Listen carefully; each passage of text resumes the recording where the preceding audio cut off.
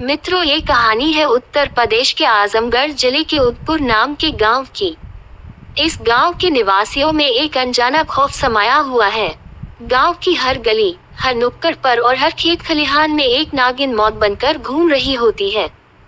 65 से भी ज्यादा लोगों को ये नागिन दंस चुकी है। इन घटनाओं को कई बार स्थानीय अखबारों के प्रथम पृष्ठ पर देखा जा सकता है।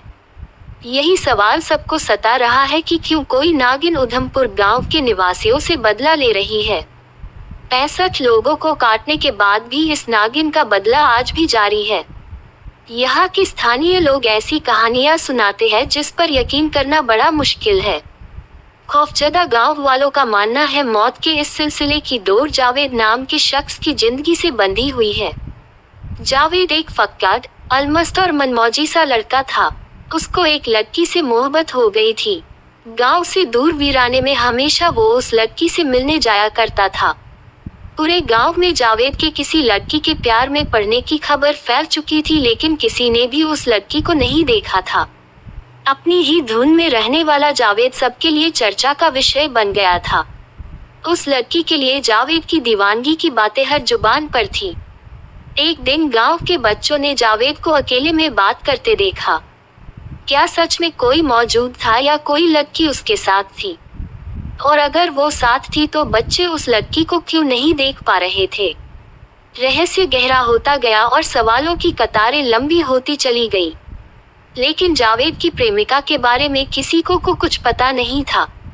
इन सारी बातों के मद्देनजर जावेद के घर वालों ने एक नेक लड़की देख जावेद का निकाह कर दिया। जावेद को यह निकाह कबूल नहीं था, लेकिन घर वालों की जिद के आगे उसकी एक नहीं चली।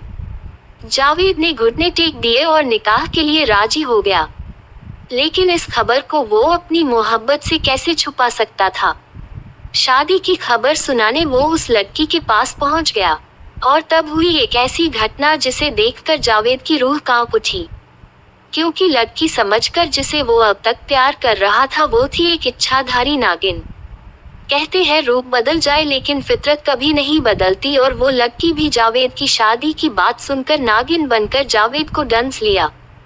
फिर शुरू हुआ नागिन के बदले का सिलसिला, और एक के बाद एक 65 लोग नागिन के विष का शिकार हुए।